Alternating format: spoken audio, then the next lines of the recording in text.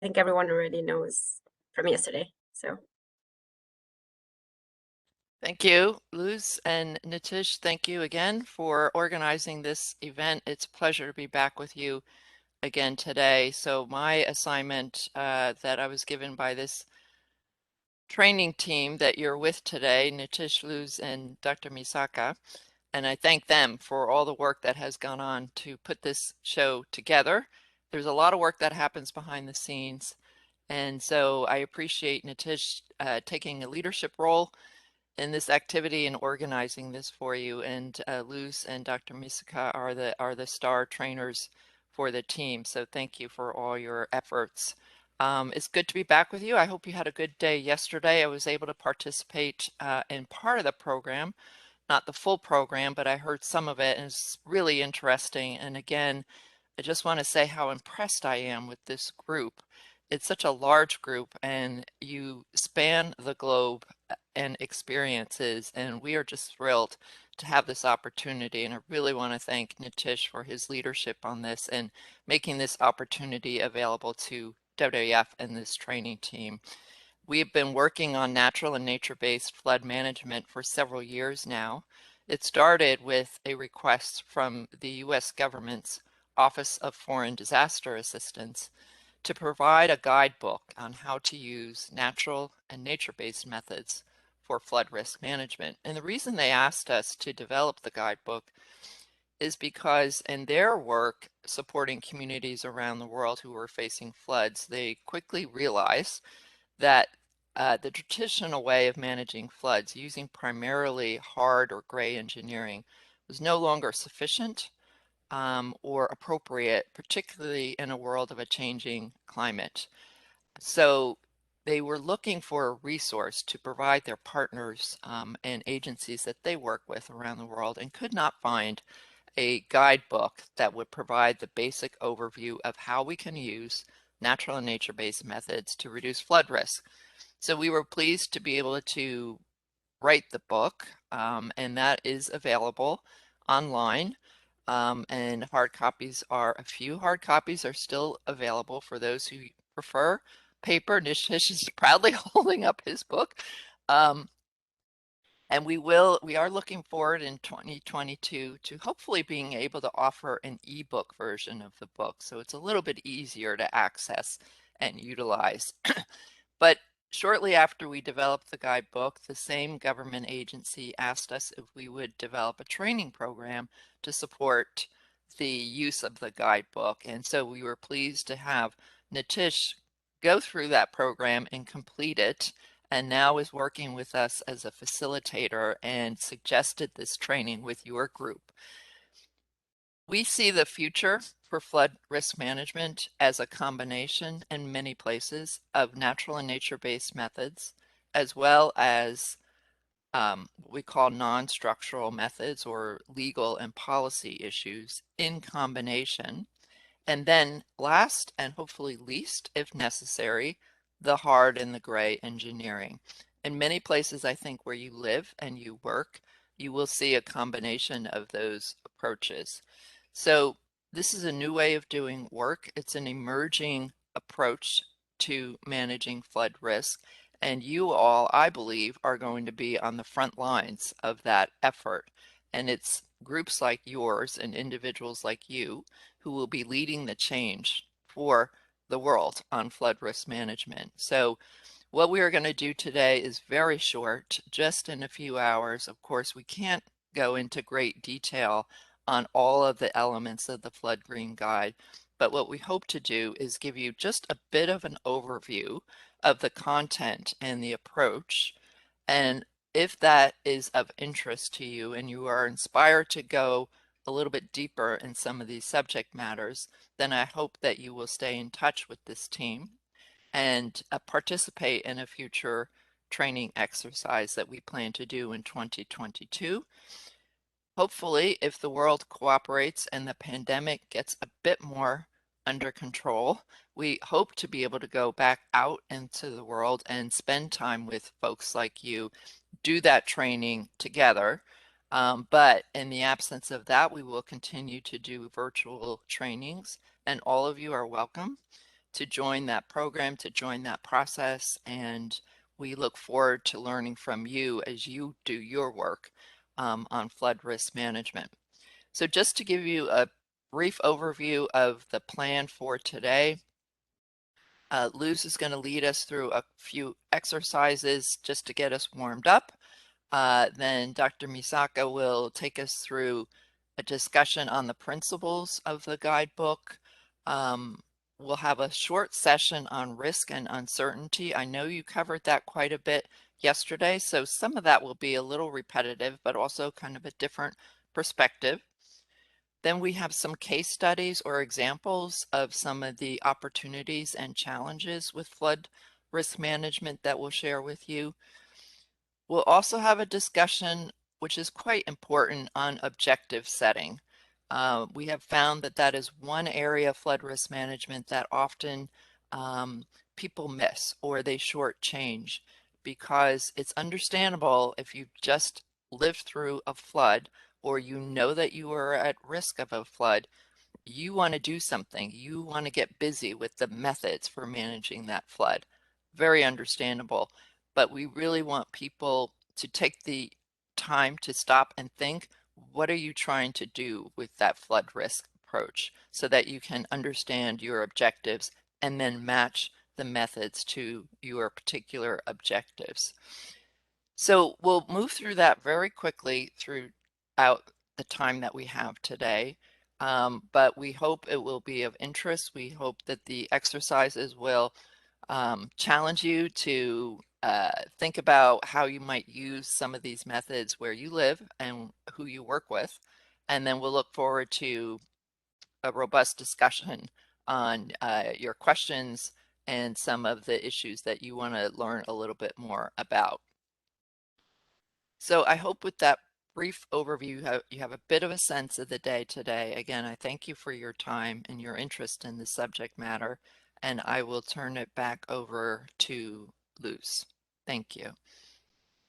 Thank you so much, Anita. So, as Anita said, just to get us warmed up, and because there's a lot of people in the call, we're very excited to get to know you a little bit better. So I'm going to put a link in the chat here.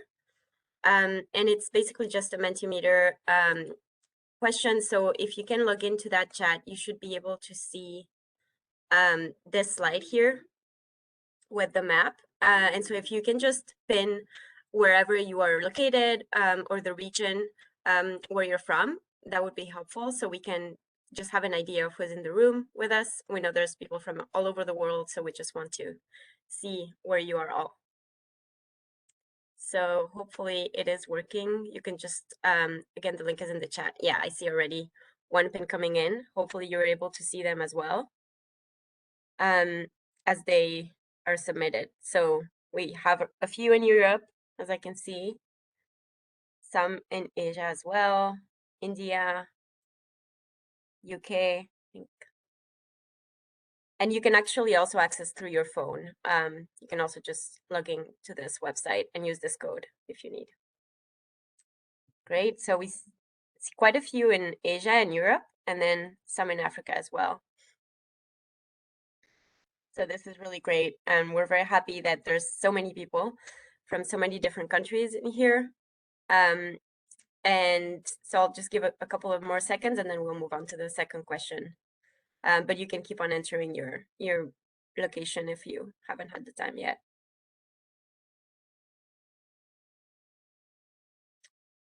Great. Thanks so much, everyone. Oh, go ahead. It's a good way to test our geography skills as well. That is very true. The map is also a little bit small, so I'm sorry if it's a bit difficult to find your country, but even an approximate location works. Oh, and we actually have someone in the Caribbean, so that's very exciting. I'm guessing because of the time of the webinar, it's a bit more difficult for the Americas region, but great to see so many people from everywhere. So I'm going to move on to the next question. Thank you all for including that. So then we also just wanted to know what are your first thoughts when you hear about nature-based solutions for flood management? So you might already be a little bit familiar with this topic, but just wanting to know what are your first reactions. So if you can enter any words that come to mind when you hear nature-based solutions for flood management, it could be a feeling, it could just be something that you know about them. So we just want to have an idea of what do you think? Tanzania, great. So I'm already seeing some words.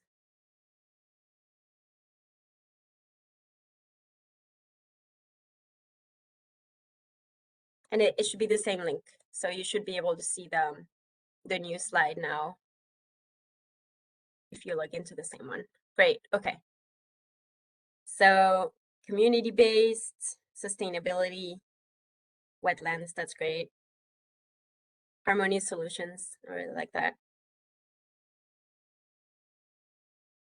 Community again, so that's nice to see. So many are focused on community. Vulnerable populations, that's a good one. Yeah. Adaptation, also climate change, so that's also interesting. Non-artificial. Luz, what do the size of the words mean? That means the number of people who pick that. Yeah. Yeah, Okay. exactly. So we see, I guess a lot of people are choosing community and wetlands, yeah, as their first word. So it's really nice to see community because I know in the Flood Green Guide, we also promote a lot of community-based approaches and yeah, involving the community. So that's nice to see. Yeah, that's a perfect visualization of the community right in the middle. Right, yeah, it's That's really exactly nice. what we want, right? Yep. This group is obviously already expert. They're going to keep us on our toes here. Great. So I think we have to move on, but yeah, if you want to still take a few seconds to enter them, we can share the result with everyone at the end as well. So thank you for for doing this. It was hopefully a fun way to start the day. And I think next we're gonna have the first lesson with Misaka on the principles. So I don't know, Misaka, if you would like to say a few words before I share the video. Yeah, just very quickly. Again, since this is the first opportunity that I get to speak to you, I want to thank all of the participants today.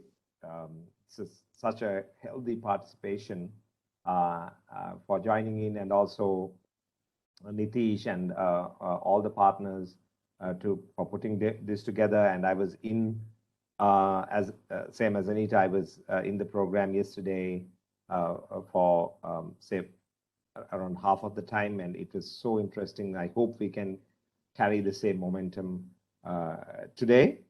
Anita, thanks for introducing the session and also outlining what FGG is about. As Anita said, when we started putting together the Flood Green Guide, when we first looked into the natural and nature-based methods in the early stages of this project, we realized that there was no lack in technical information about these natural and nature-based methods. Already, some of them are very established methods. The problem was or the lack was in the understanding or a framework, a common framework of how to integrate these methods and know-how into our flood risk management decision making. So as part of our project, we tried to formulate a few clear principles for natural and nature-based flood risk management as the starting point of our training program. And it's from these principles that we derive everything else that we do in the training program, whether in understanding risk, whether in selecting methods, or monitoring or operations, and so on. So let's first look at this short video about the Flood Green Guide principles. Luz, please go ahead.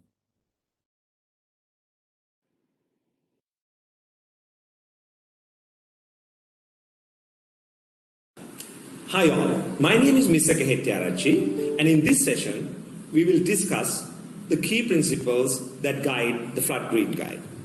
The Flood Green Guide, also known as FGG, is based on the Integrated Flood Management or IFM concept. As you can see in the slide, one of the principal tenets of integrated flood management is to manage flood-related risks without compromising the sustainability of vital ecosystems. Based on this broad concept, FGG introduces principles, methods, and a framework to guide flood risk management decisions. The Flood Green Guide is based on a few key principles that we will discuss next. First, it is important to understand that not all floods are bad. Many cultures, existing and historic, consider flooding as essential ecological processes for their livelihood. For instance, get the ancient Nile civilization or the Egyptian civilization. Egyptians considered floods as essential to their lives and livelihoods in the banks of the Nile River. Even today, we see in the Gangetic Delta, in India and Bangladesh, present India and Bangladesh, both agriculture and aquaculture is dependent on the annual floods coming from the Ganges River. In ancient South America, raised-bed agriculture was a thriving form of agriculture where crops are grown on artificially raised soil mounds depending on the water supply from the annual floods. It is also important to understand that managing a disaster or managing a disaster risk is not always stopping the flood. As you can see in the slide, a hazard, which is a potential damage, a thing that could cause a potential damage, doesn't necessarily have to be a disaster. For example, take a scissor lying on the floor. Different groups or individuals can be susceptible to damage by this scissor. Their susceptibility to damage is not equal. We call this vulnerability. A hazard will only convert into a disaster if a vulnerable individual or a group is caused harm by this hazard. The third principle that we have to keep in mind is that floods always happen in a watershed. It is important to understand where our problems are located in the watershed, and the risks, namely the flood risks, change across the watershed. A watershed is an eco-social system, and floods happen in it. A watershed has both ecological and social components which are interconnected. Changes in the ecological component affect the social components and vice versa. Flooding patterns are influenced by changes in both social and ecological components, and flooding impacts both social and ecological elements of the system. While the risk is distributed across a watershed, we should also remember that risks are not always certain, especially in the context of global climate change that we now live in today. The risks can be very uncertain. Risk is not a fixed number. It can change over time with changing conditions, especially climate change. Flood risks also must be understood in different scales, such as the overall watershed, a given floodplain, community, or household level. The nature of risks posed by floods are different at different scales. For example, at floodplain level, the risks include infrastructure damage and impacts on transport.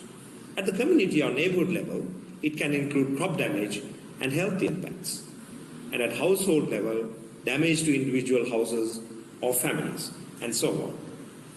Therefore, different risk management strategies are needed at different scales.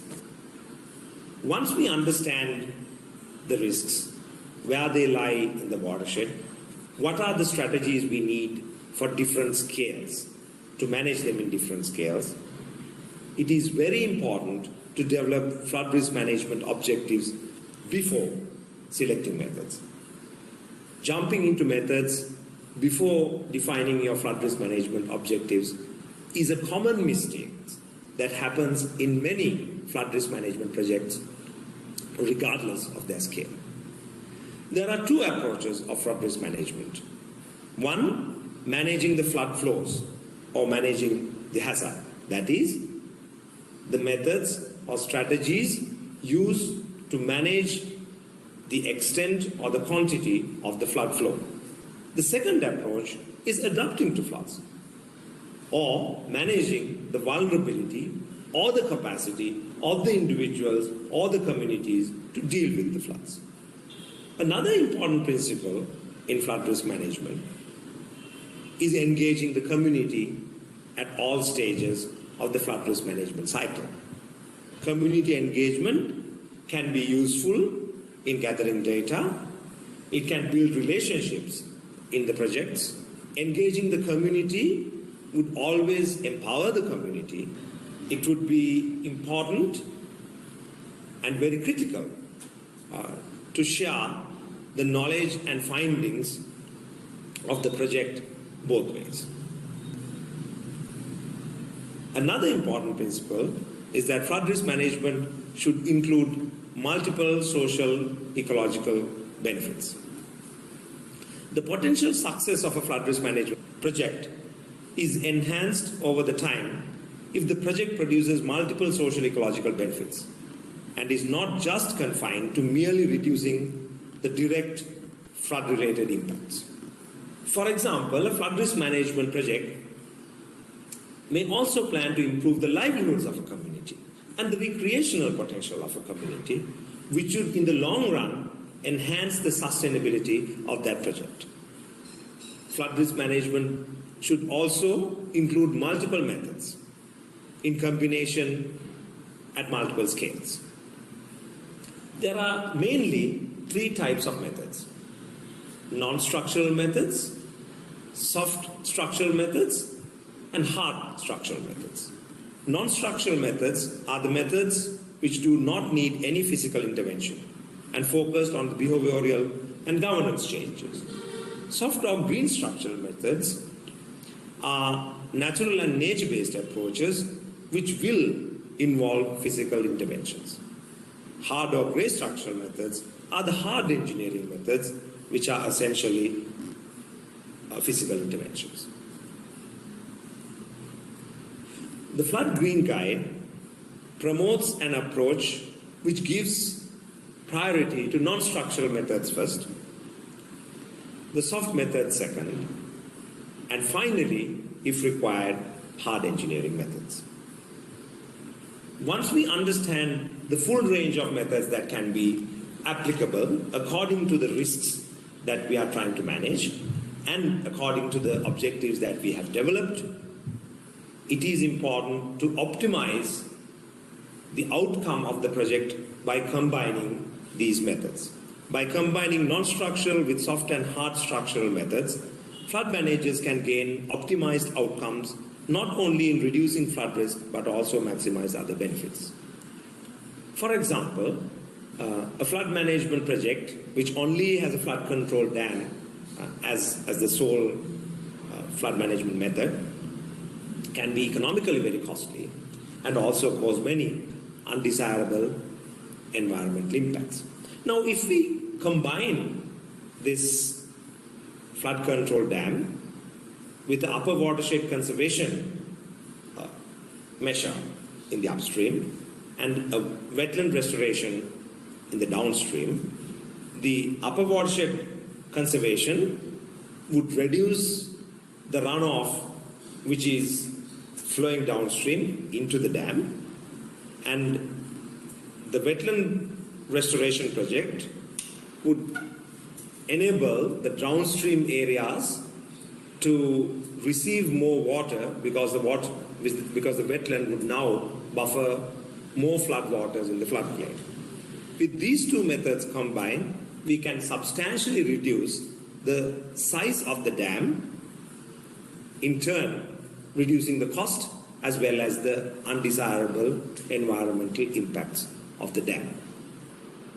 The Flood Green Guide presents a framework based on these principles that we discussed to help the flood risk management decision makers to make effective decisions. The Flood Green Guide framework is based on 5 stages of a flood management project cycle. Number 1, the preliminary assessment stage of a flood problem.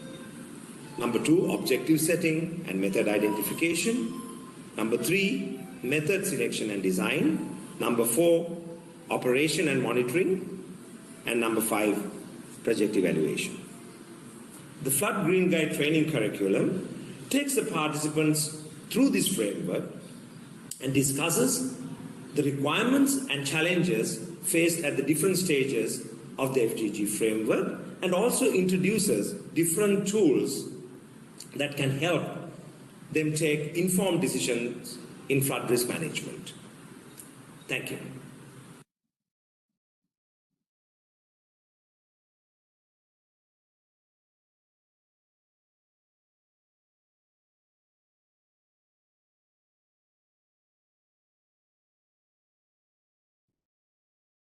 Okay, so hopefully that was a good introduction for everyone on the guide. Anita, did you want to address some of the questions in the chat before? Yeah. Yeah.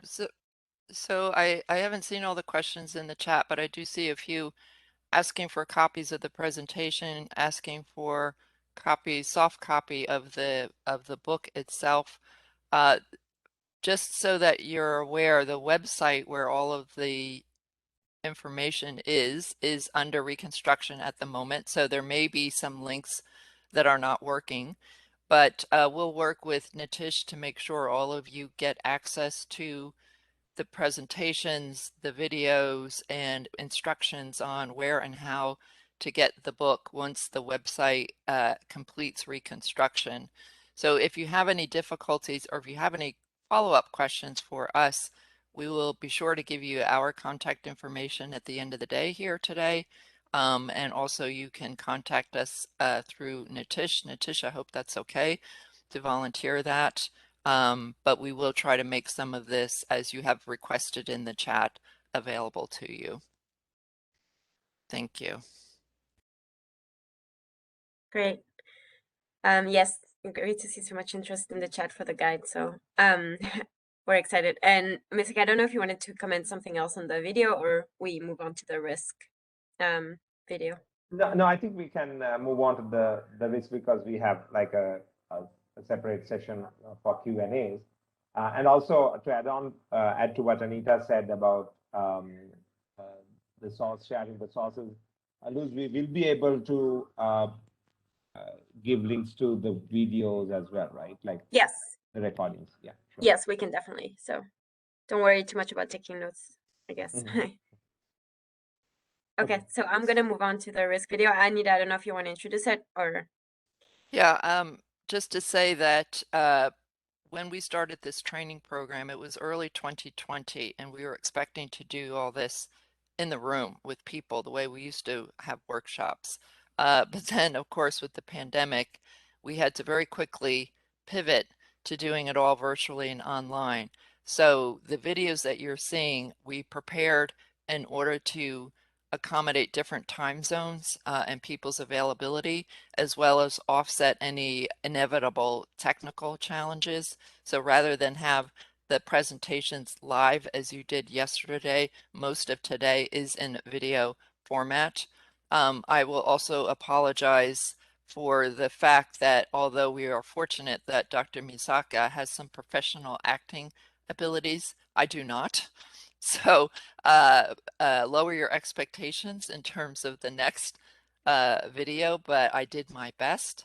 And then we'll have some Q&A afterwards to speak to some of your questions. So yes, Luz, please go ahead to roll that video. Thank you.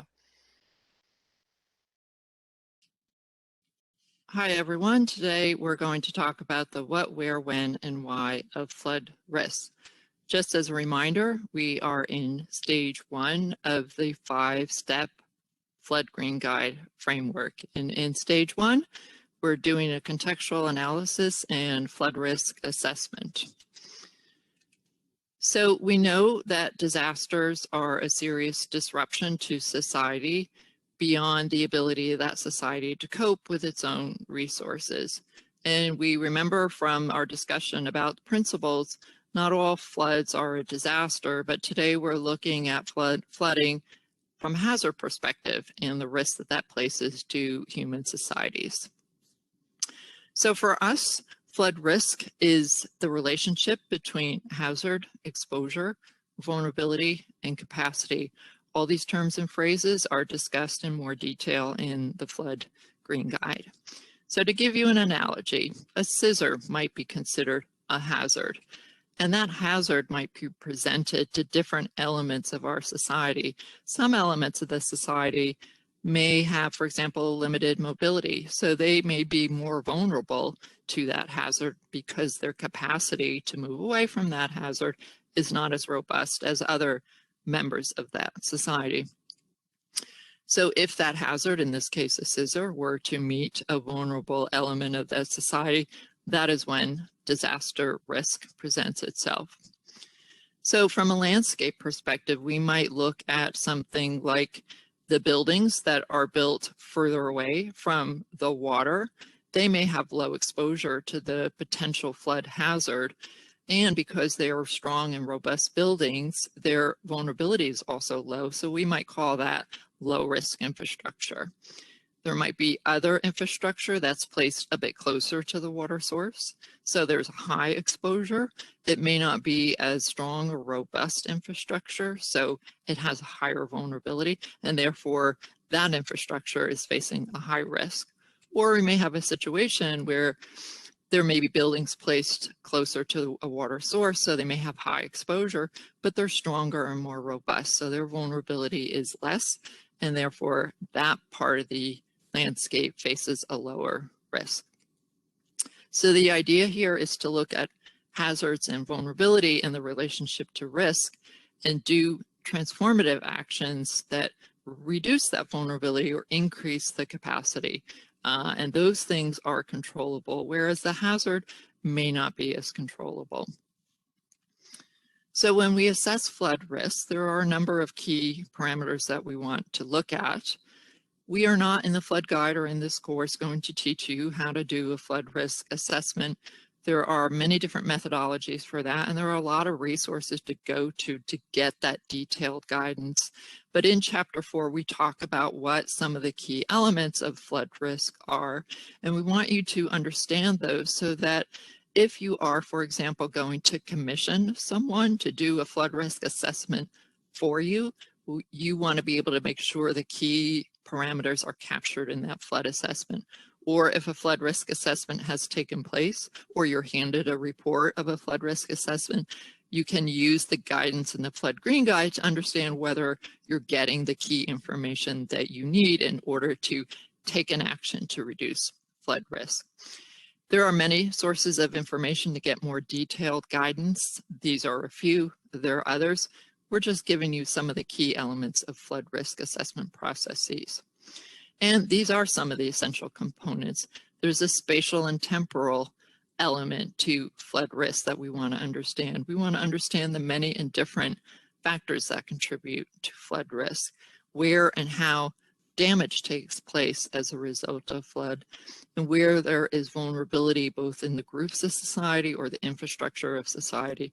Together, these are key components of a flood risk assessment. We also want to be sure that the flood risk assessment process actively includes the participation of community members themselves who have expertise and knowledge to contribute and should be a part of the assessment process. We might also look to scientific or expert information and opinions to put into our flood risk assessment. All of that might be integrated in a geographic information system or GIS to help us synthesize and visualize those different pieces of information.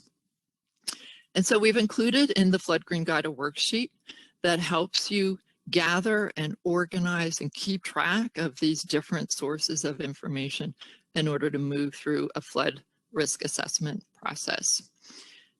A key element also of understanding flood risk is doing an assessment of the capacity of institutions in the places where we're working, to understand what is the capacity of the institutions as part of our flood risk assessment. For example, do the institutions we need to work with have financial resources? Do they have technical resources? Do they have decision-making authority within the place of interest? All of this can help us understand both our flood risk assessment and the options that we have to choose a selection of methods to try to reduce that flood risk. Another key characteristic are the biophysical elements of a watershed. What is on the screen are a few key ones, and this is covered in more detail in Chapter 3. And again, there's another worksheet to help us gather and organize and keep track of different pieces of information. It's very important for us, and we hope for you as well, to be able to get into the habit of thinking like a watershed. So we really want to be able to look upstream and downstream from a biophysical aspect of what's happening in that watershed, but also from a societal issue, what happens in that watershed. Because how water moves through a watershed is going to change those biophysical parameters, and how we as a society make decisions, where we place development, where we place roads, where and how we conduct agriculture, or where urban areas are located, that is going to change how water moves through the watershed. So we really want to take a systems approach, look upstream and downstream, and look at these different biophysical as well as social elements of the watershed in order to have a robust perspective of what our risk is and what options we have to select methods to reduce that risk. So in addition to knowing where we are now and what's happened in the past, we also want to be able to look into the future. There are uncertainties in the future. Climate change and climate variability is certainly one uncertain, but it's not the only one.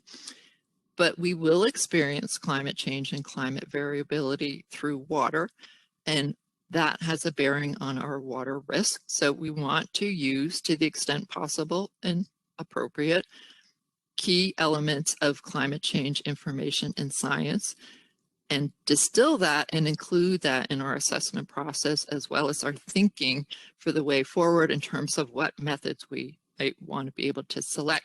So we want to take a risk-based approach, because there may be changes in the amount of water and when water is present in our area due to climate change, but also to other uncertainties which go beyond climate change. So for example, people may move, roads may move in the watershed. That will have a bearing on the risk that is faced by floods.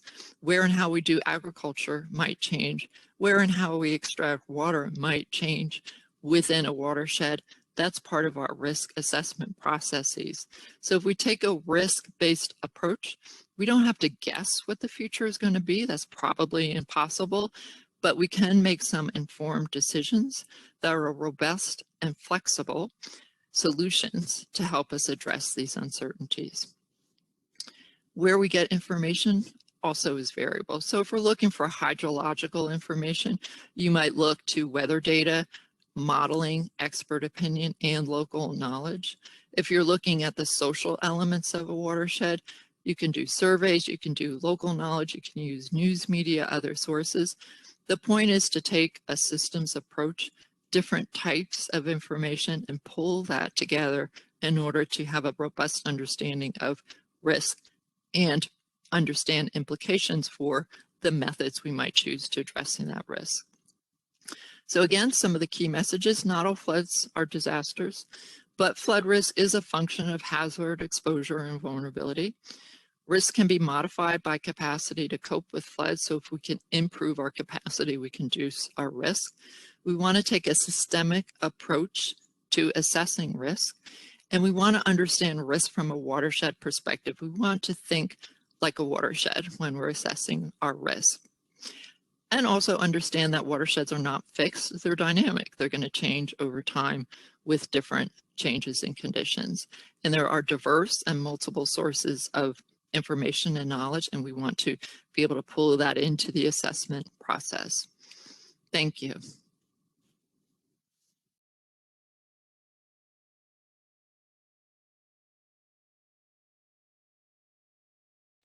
Okay, I hope you were patient with my lack of acting ability. But the idea behind these short videos this morning was to give you just a sense of the approach that we take in the Flood Green Guide. And we have, in most of our trainings, people have wanted and asked us to jump directly to talking about what are the natural and nature-based methods, and let's talk about them, which we will be doing here shortly. But we also do want to present the context of understanding where we are in the watershed, understanding what is the risk that is faced so that you can make the best informed choices around the combination of methods. And I will turn it back over to Luz, who will guide us to our next session. So I think now we have actually a few minutes for Q&A. So I don't know. What is the process, Luz, for Q&A? Do we put the Q&A in the chat, or do you have a separate link for? Yes, so I don't know if there has been already questions in the chat. Maybe there hasn't been so far, so you can enter them in the chat, or they can also raise their hands, right, Nitish? Lutz, there are questions in WebEx. the chat. Lutz, there are questions in the chat. Okay, great. Document. You have to check the document. Perfect. And also there's a raised hand already. So I don't know if we can go to that raised hand. Nitish first, maybe. Yeah. There's a one name, Mr. Rajiv Hassan. Am I muting?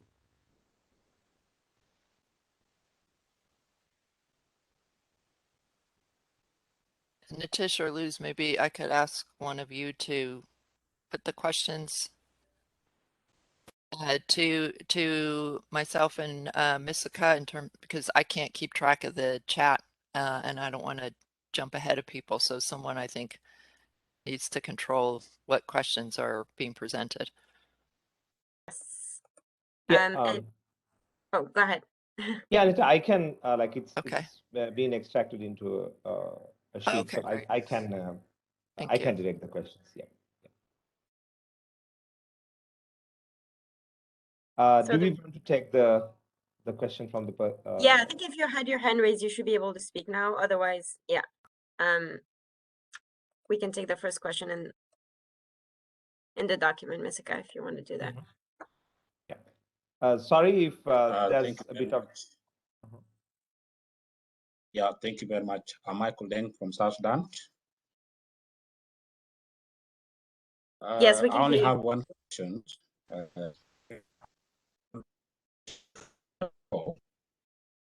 What the risks?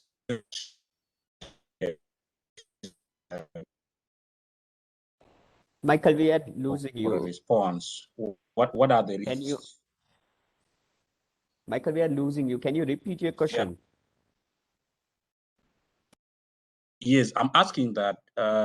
What are the risks during the selection criteria in case we plan to respond?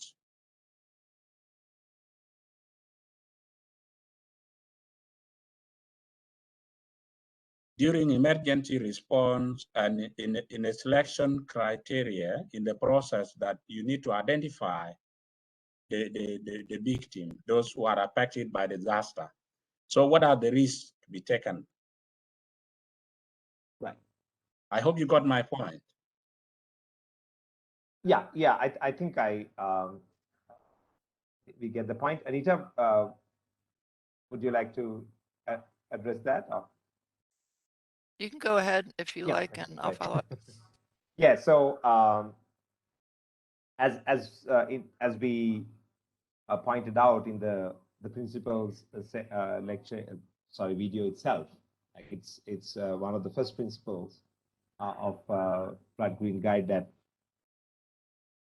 all flood risk management projects should start with a comprehensive risk assessment.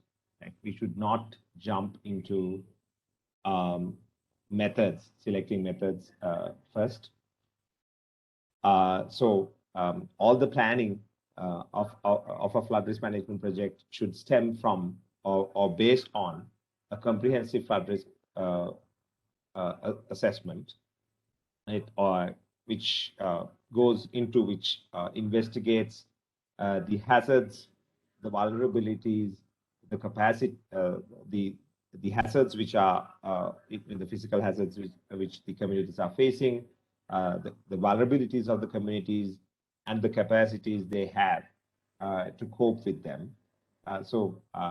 And then assessing the risk as a compound result of all these three. So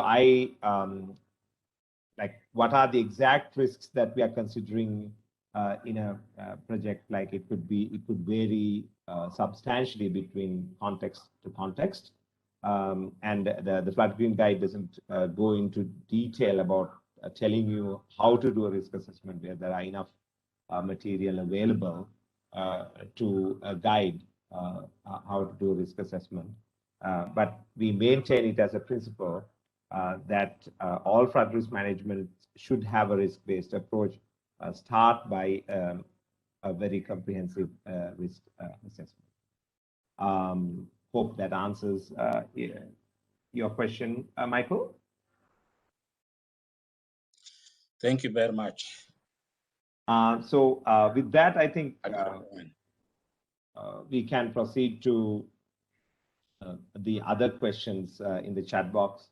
We'll try to pick up a few. I apologize if there is a little bit of background noise in my side. There's a function going on in my neighborhood, so I apologize for that. Unfortunately, I can't do anything about it.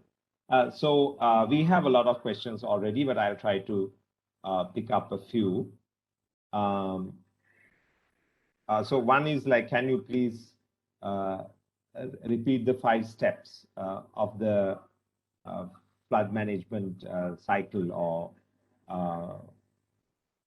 we call that the Flood Green Guide framework. So the steps are first understanding the risks, as I said, right, which would include understanding a watershed, understanding the vulnerabilities and capacities, understanding the institutional setup of the watershed that you are dealing with, because a watershed is not just like a inert profile in the landscape, it is ecological and social as well. And from there, we move on to method selection, right? So as the first step, we develop based on our risks, a set of flood risk management objectives. From there, you compare the methods that are available to address those particular risks that you have understood, and the objectives that you have, which can be used to attain the objectives that you have selected. And from there, we go on to design the methods,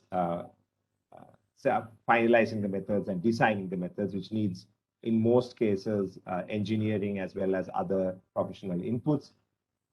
Then comes the operation stage of a flood risk management project, where a lot of operational parameters should be considered. All these operational parameters should be considered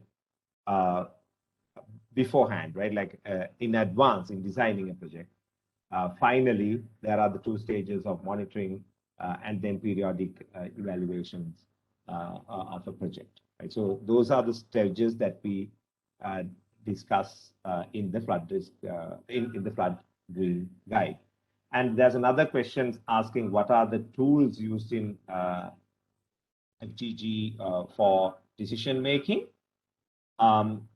If we should make it clear that Flood Green Guide is not a decision support tool. It only helps the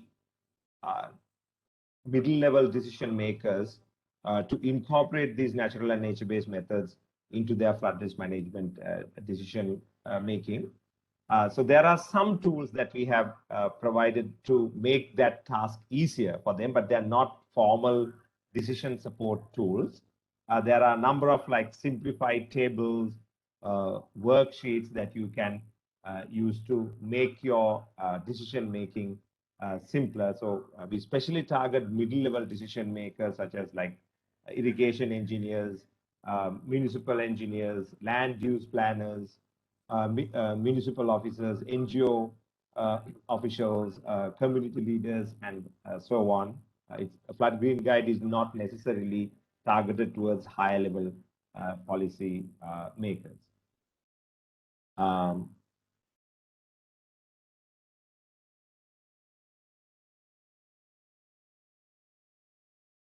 then there was also a question, if you would like to ask a question live, you can raise your hand using the WebEx function, and then we can unmute you because you are unable to unmute yourself. So just want to make sure if people prefer to ask it live, you are able to.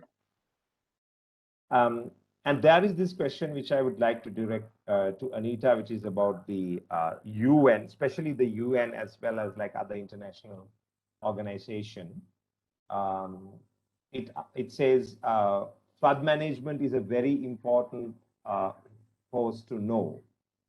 Why are the, so I think maybe it's a spelling mistake, I think should be what are the roles of United Nations to make sure that flood management is being introduced to its member states, especially in some African countries. So I think like this can be taken as a broader question about the role of international organizations in Sure.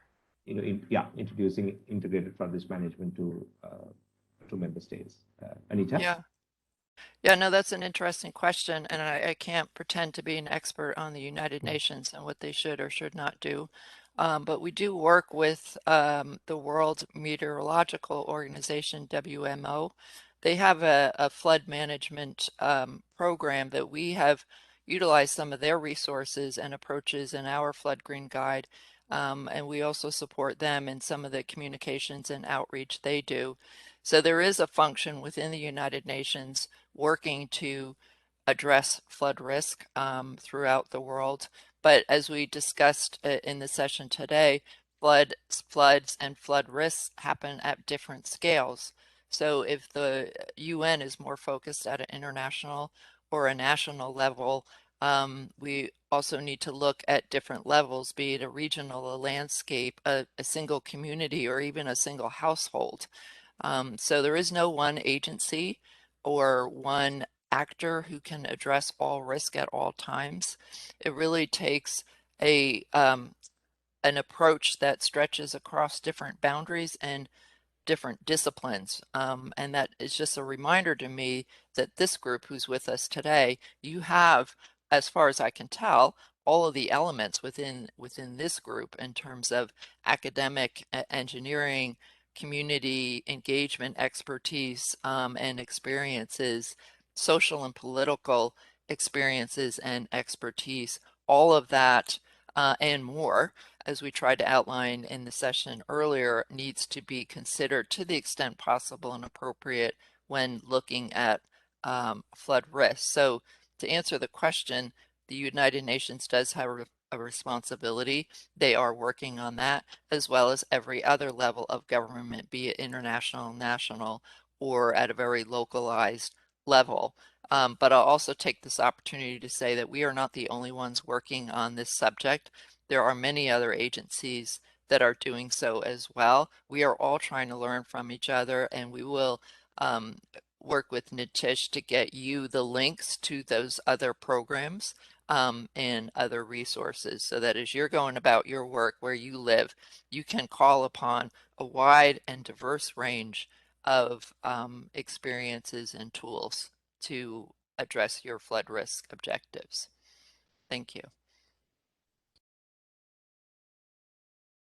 Great. And I just want to flag there's a few raised hands. I don't know if we'll have, unfortunately, time to address all the questions, but maybe I see Arondu Augustine. Let me just, if we can unmute Arondu Nitish, that would be great. Hello. Yes, we can Hello. hear you. Yeah, I was the person that just asked the question. The presenter answered right away. I'm very, very happy to be a part of this training of flood management. Yeah, I want to ask another question. Yeah, the flood issue has been a pathetic issue almost all over the world. So I want to ask, if flood occurred in a particular country or a particular region, what are the prevention measures to put in place to prevent reoccurrence of flood disaster? Thank you.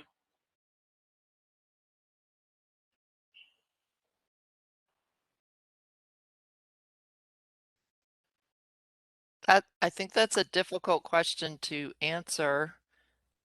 It's one we get a lot. It all depends on what is causing the flood, where the vulnerability is, and how much of that flood and where it needs to be managed. So perhaps I think some of these questions might be addressed as we move through the rest of the session today. So I'm wondering if that might help to go over some of the examples as well as the objective setting and the methods in order to speak to some of your questions. But I'll turn that back over to Luz and Nitish.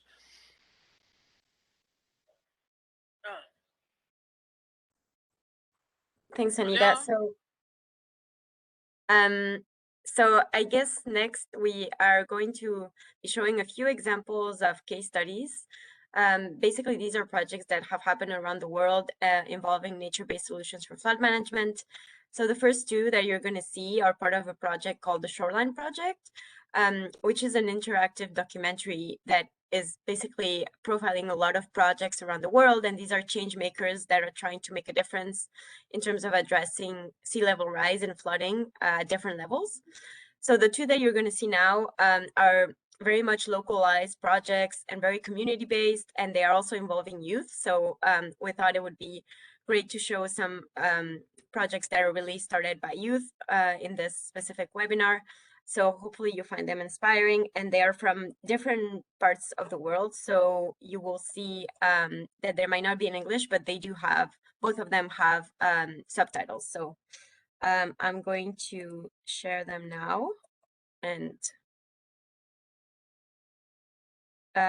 we can, talk a little bit about it later. So.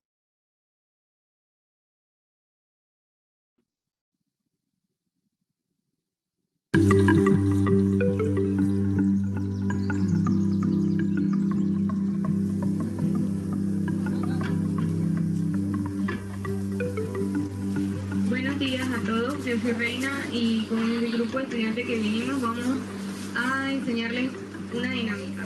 ¿Qué pasa si a esa barrera yo le quito uno?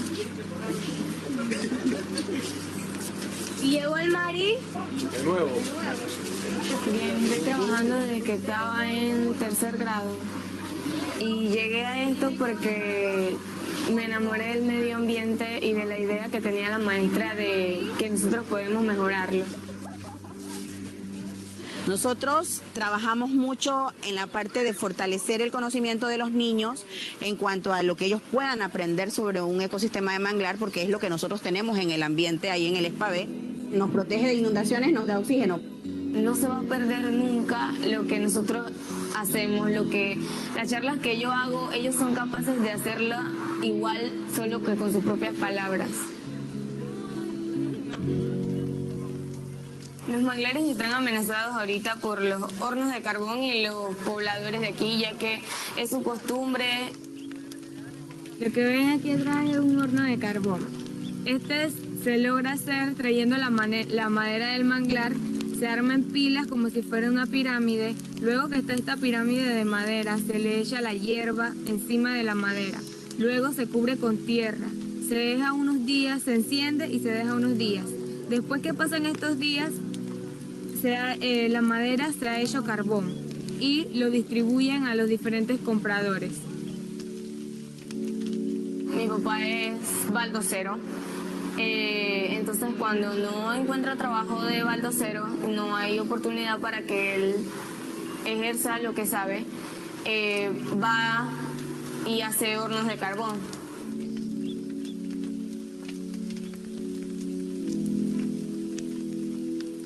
Lo más difícil sobre este trabajo para mí viene siendo ser capaz de cambiar la mentalidad de algunas personas mayores que nosotros, ya que ellos dicen tener mucha más experiencia que nosotros, más ellos tienen la experiencia y quizás no tienen nuestro conocimiento. Lo que tenemos acá es un vivero de manglar rojo, es la planta con la que trabajamos nosotros, ya que tenemos un ecosistema de manglar muy cerca de la escuela. Y el proyecto consiste en traer a las personas que no conocen un mangle y le mostramos este plantón, y luego un mes o 2 meses más o menos lo llevamos al manglar, lo plantamos y pues entonces hacemos todo un proceso de educación para la comunidad, para las personas que nos visitan y para los mismos estudiantes de la escuela. Entonces traten de lanzarla que quede la puntita dentro de la lama, que no caiga acostada, porque si no entonces es una semilla que se va a perder. ¿Ya? Hemos hecho reforestaciones en muchas áreas que las necesitaban. Me siento bien al ver que los árboles crecen y que todavía tenemos ese recurso.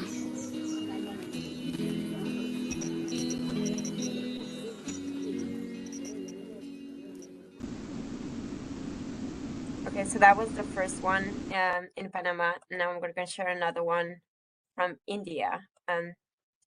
Hopefully you found that inspiring.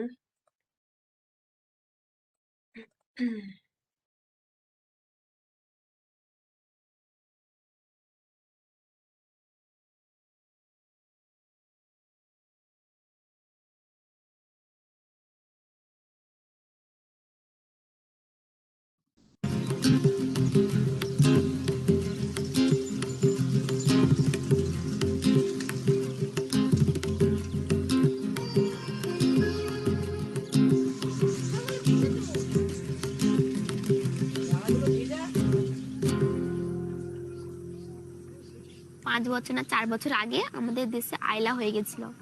সেই আইলার ফলে খুবই ক্ষতি হয়েছিল, বিশেষ করে সুন্দরবন গোসাবা এলাকায়। কত যে মানুষ, গরু, ছাগল, পশু পাখি মারা গেছে তা তো ঠিকই নেই। কত ঘর বাড়ি জমি জায়গা সব নোনায় ডুবে গেছে।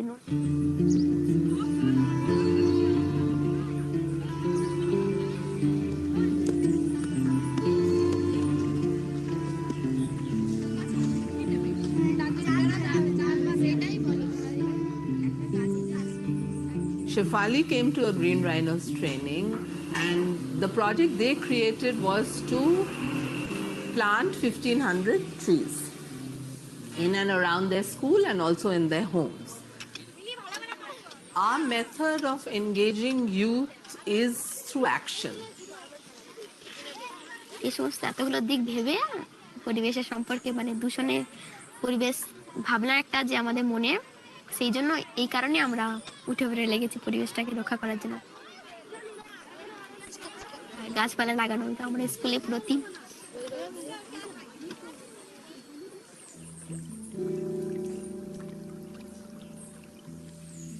আমরা জানি যে সুন্দরবনের এই জঙ্গল একদিন হয়তো ডুবে যেতে পারে, কারণ জানো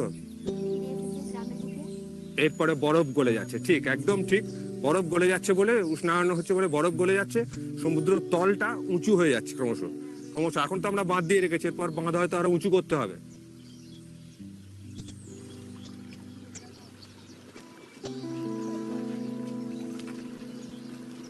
Sundarban is all islands, so people can only live there if they have embankments around them, so that they can keep out the saline water that is in the river or creeks. উচ্চতা জলের সৃষ্টি হওয়ার ফলে কি হয়, বাঁধ যে একটা জলে যে স্তর ভেদ করে জল চলে আসে, উঠে যে সমস্ত বাঁধ ভেদ করে গ্রামে বুকে ঢুকে পড়ে।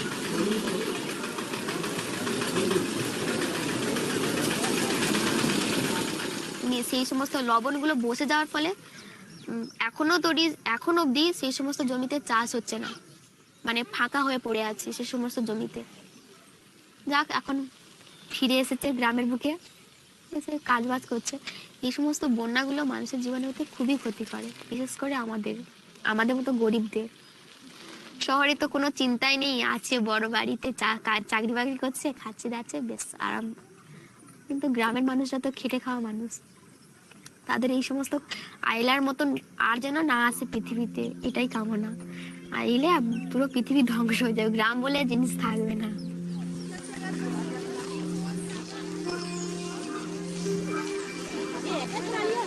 Green Rhinos teams have been created in the villages where we are working. These teams will create a network of actually really village level organizations that can address issues of sea level rise and disaster preparedness, disaster mitigation.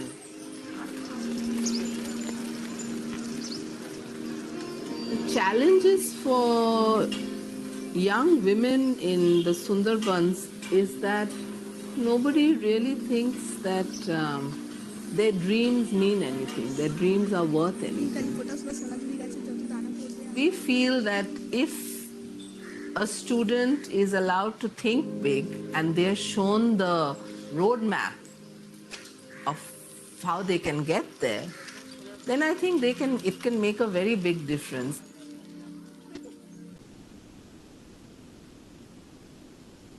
Okay.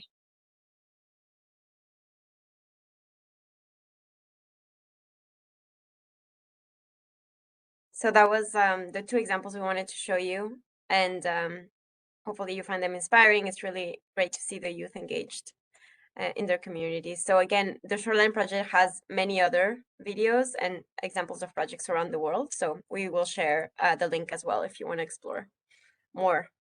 And Misika, over to you if you want to introduce the methods.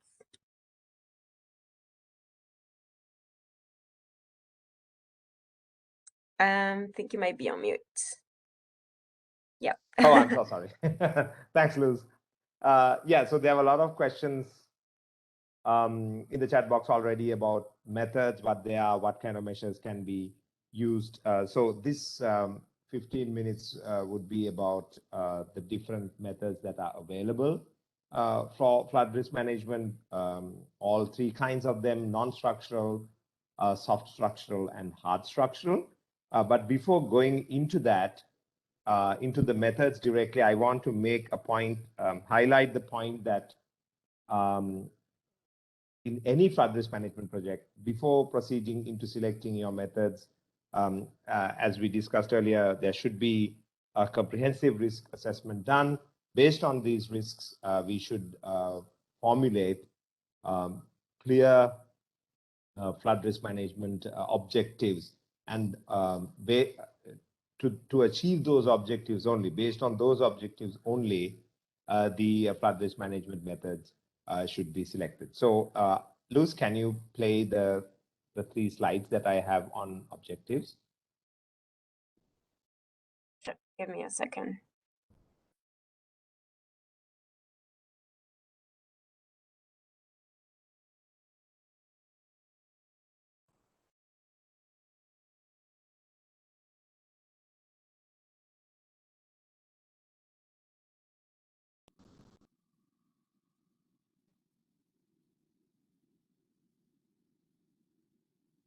Yeah. Can you put it on the?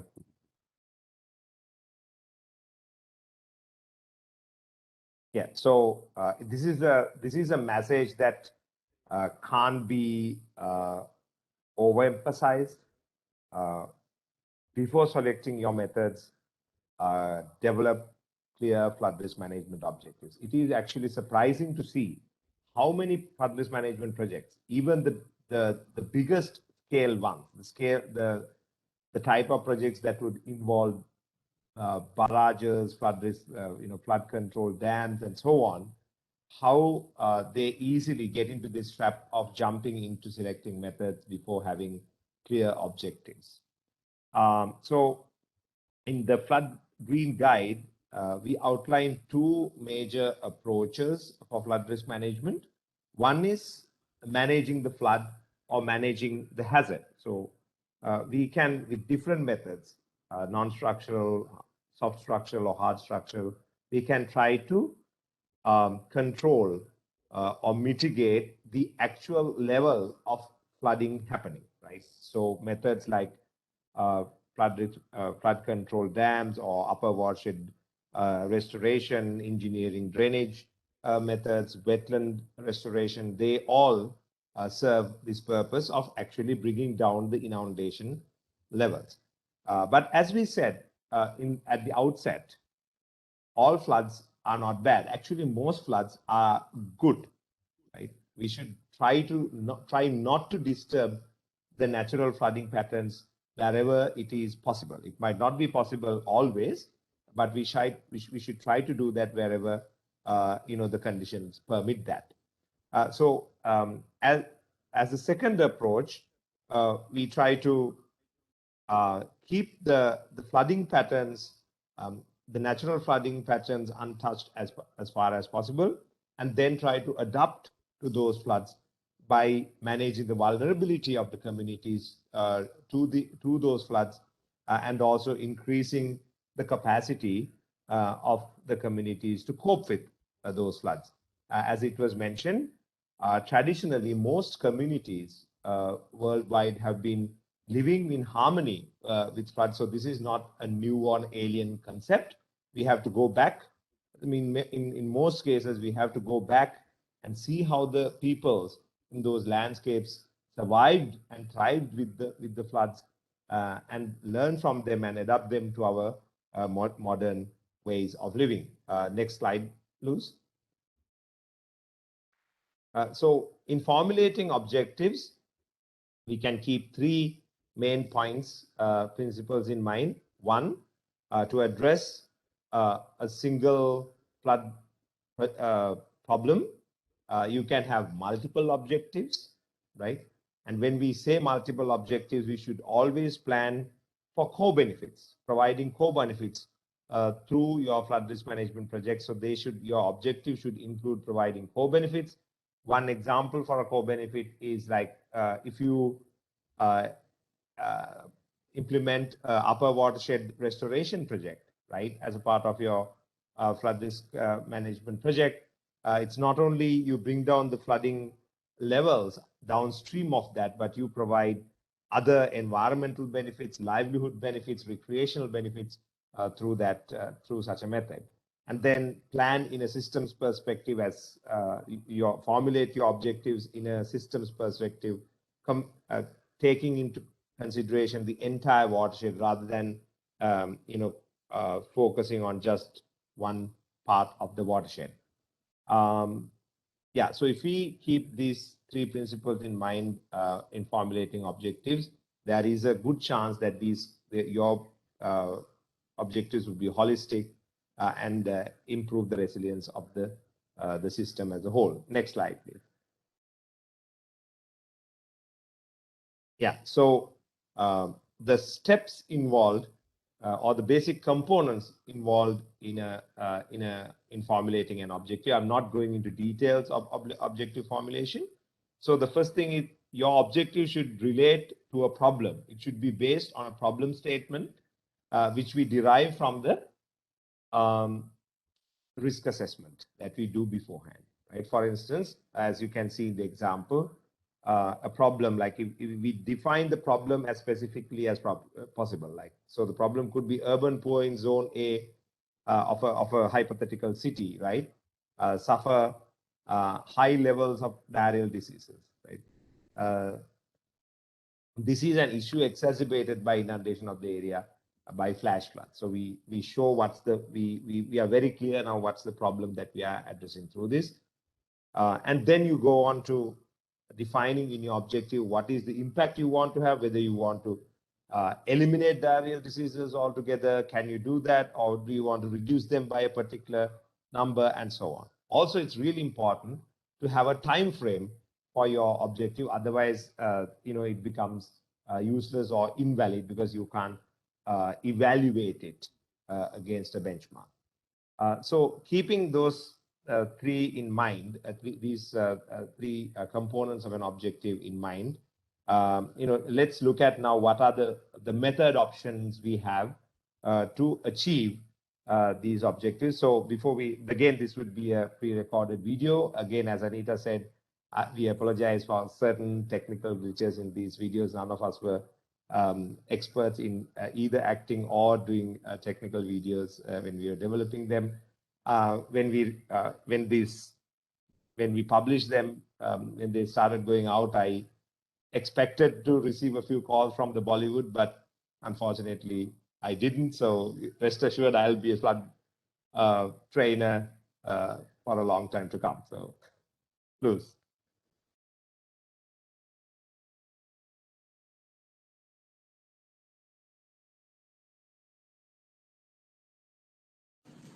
Hi all. In this session, we will look at the selection of methods for a flood risk management project. As we all know, there are numerous flood risk management methods of different types and with different advantages and disadvantages. Here we will look at the important steps and principles in method identification and method selection and design stages of the Flood Green Guide framework.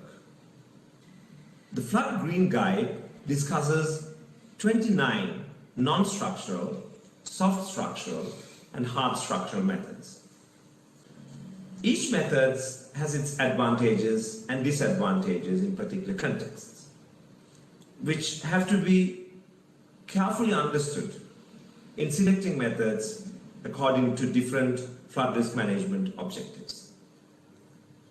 As we have discussed in the principles lecture, the Flood Green Guide encourages the flood managers to prioritize the non-structural methods first, and then consider soft structural methods, and if required, as the third option, hard structural methods.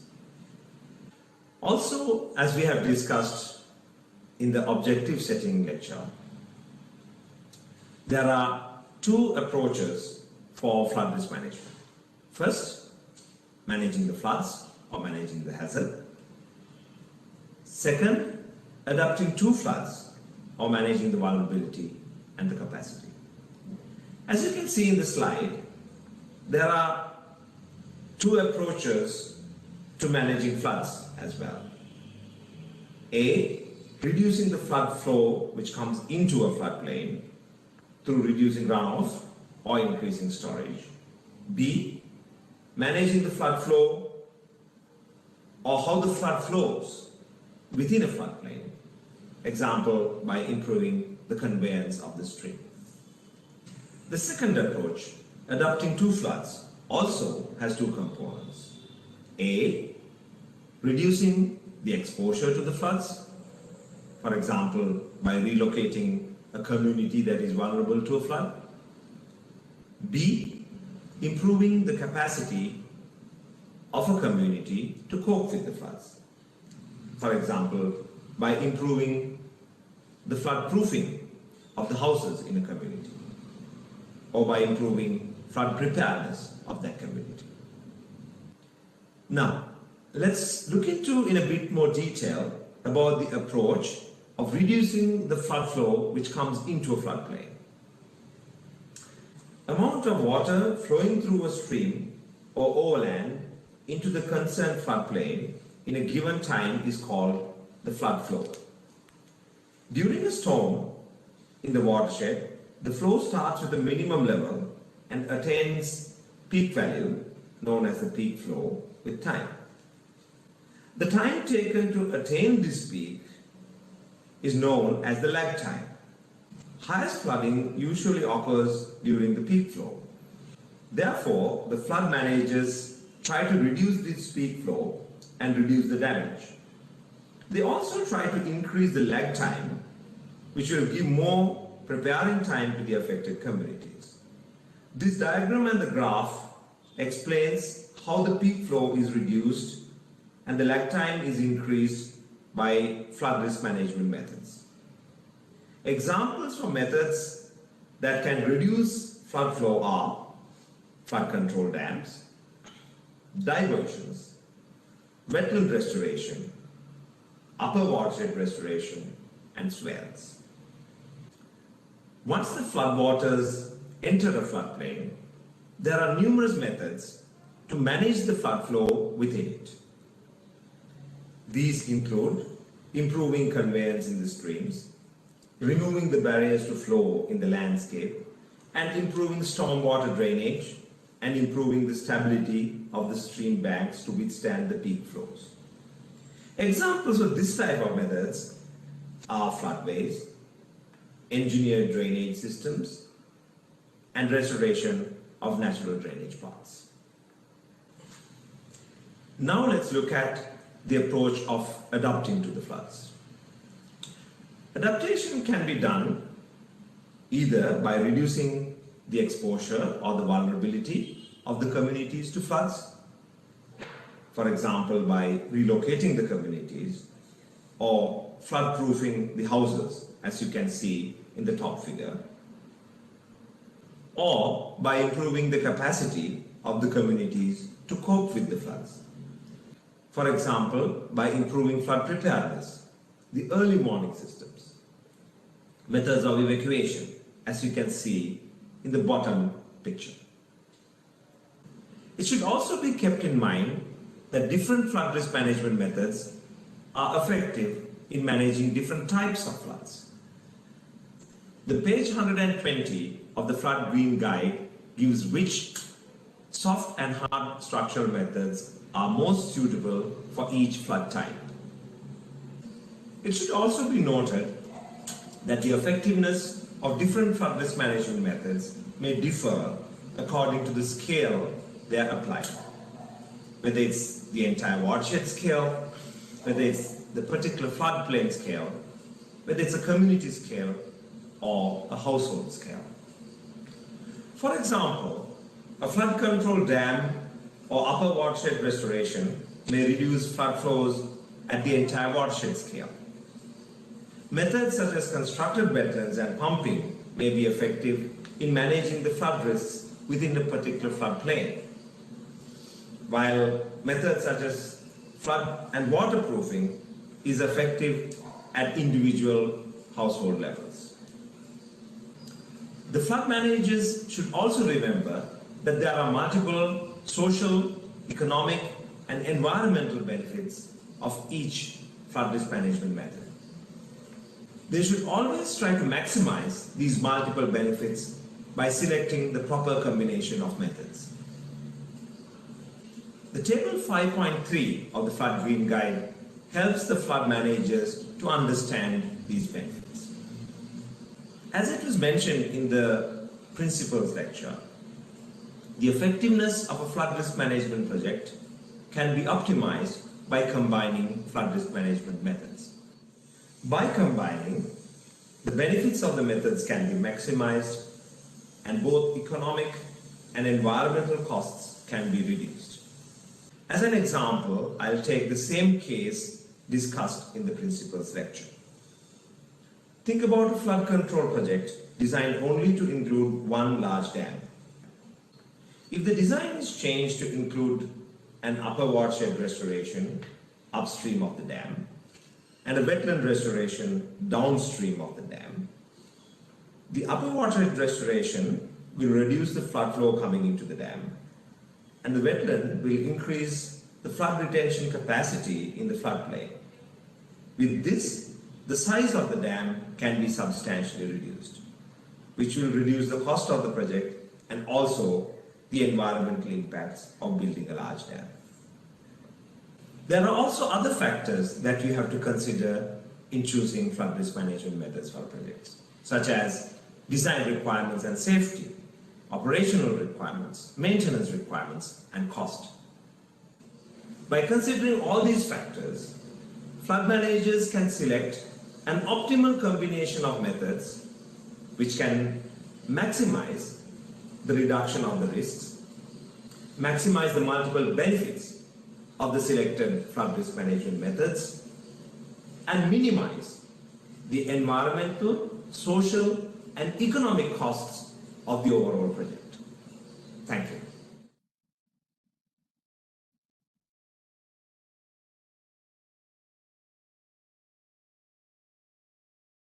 Great. So I don't know if there's any questions at this point that we can address. We are going to modify the program a little bit because we're running a little bit late. So we were going to show you another example of a project involving nature-based solutions that is at much larger scale, but we will just share that link with you since you can just watch it afterwards. So, Misaka, are there any questions in the document that we would like to address that people have asked? Yeah, there are a few. I think Mr. Aloysius Rigo also wants to ask a question. I saw the hand going up a few times. So can you take that question? But I suggest we can go to the next video also and then take all the questions together. Is that okay, Luz? That's fine. That's fine. No, so I mean, Mr. Aloysius, you can ask the question and then we'll show the. Okay, Yeah, the question is very simple. I think it's very rich presentation, and the guide is very valuable, and the linking with overall environmental approach and watershed management approach is the right way. So what I would like you to talk about is a little bit the organizational scale. So are you operating out of Geneva or are you operating out of Bangkok? That's one question. And the reason is that I think you need to disseminate through your WWF offices. So that's one comment. And the second comment is please work with other partners who are doing work on flood risk management. So I have two examples I want to share with you. One is this guide. This was done by ADPC, the Asian Disaster Preparedness Center, and based on long years of work on this subject. Secondly, there was the work done by CARE and the whole 10-year project run by the Netherlands. And they also have produced guides on community-based flood risk management and disaster management. So what I would like to encourage you to do, or please respond immediately, is tell us how you are linking up with some of these others. Maybe I can take that question, Misaka. Sure. If you like. Thank you for that question. We are trying to link up with other agencies and other actors working on similar approaches. And so we have collaborated, for example, and we'll make sure we share all the links to these other programs, but we have collaborated with the UN through the WMO. There was just last month another guidebook released by the U.S. Army Corps of Engineers, which was also put together by an international team of 1,000-some pages, very detailed technical guideline that is also available to all of you. And so we operate, my training team that's with you today is based in Washington, D.C. for World Wildlife Fund. And we are part of that global network with WWF offices around the world. We are trying to make the Flood Green Guide program available to those other WWF offices, but to be honest, communication sometimes is difficult. And so to get that word out, not every WWF office knows about the Flood Green Guide. Not every WWF office knows about the Environment and Disaster Management team, which we are all a part of. So I appreciate that encouragement, and we will try to do better to get the word out, if that answers your question. And also just to speak to as you pointed out, there are many other guidebooks, many other approaches to flood management and disaster management. We are looking specifically with this program at the natural elements to flood risk management. And so we are trying to complement work by CARE and the Red Cross and others, but we are not trying to substitute for that. We see this approach to flood management as crossing many different disciplines and many different ways of doing work and many different types of leadership roles. So we're, with this guidebook, trying to focus on the nature part from our perspective, but hope that it is relevant and useful to groups like CARE and Red Cross and other disaster management agencies with whom we have been working for a number of years on different disasters. I hope that answers your question. Thank you for that. Yes, so it was part question, part suggestion. So I can help you link up to certain key people. And Nitish, I can do it through Nitish, or one of you can share an email and I'll write an email. Thank you. Through Nitish, I will get, in fact, I know your name, Anita. So please share an email with whom I can be in touch, and then I will write. Of course. Thank you. Thank you for that. And you're doing great work. Thank you. But you can go beyond US Corps of Engineers and WMO. Yes, I agree. Thank you, Mr. Loy. Just for intervention, Mr. Loy is like very senior DRR expert, and he held a very senior position in the ADPC for like many years. So thank you, and we surely appreciate your contribution. I'm a firm advocate of collaboration, much more than I was when I was at ADPC. So I'm happy to help you. And we all need to work together. Absolutely, we appreciate that, and we can tell you about our ADPC collaboration at another time. But let us please do stay in touch. I really appreciate your help. Thank you. Welcome. So I guess we'll move on to the next section on urban risk. So we have another video. I know there's plenty of questions, but we will have another time for Q&A after this video. So Ms. Eke, unless you want to say anything about the video first, I'll go ahead and play it. No, I think we can directly. So this video would focus on the specific issues and the factors which are causing urban floods, which the factors which makes it necessary for flood managers to consider and cope with urban floods in sometimes in different ways than the other rural or regional floods. So let's look at the video, and then we'll take questions on both the methods selection and urban floods together. Thank you. Up to now in this course, we have discussed different aspects of flood risks, about assessing them, and the methods for their management. In this session, we will discuss how they apply to an urban setting. In the Flood Green Guide framework, urban flood management is a cross-cutting issue or a cross-cutting theme which spans across all stages. First, let's see what's unique about urban flooding, both its causes and consequences. Urban hydrology and environment can be quite different to rural or regional areas. Urban areas are more impervious. The hydrological and hydraulic patterns can be quite different in urban areas. There are more channelized flow patterns and less natural drainage paths. The water pollution is quite high in urban areas. Evaporation can be quite high as well. And in certain large cities, even there can be localized precipitation patterns due to many factors. These images show how the building density and the population density has increased over time in an urban floodplain.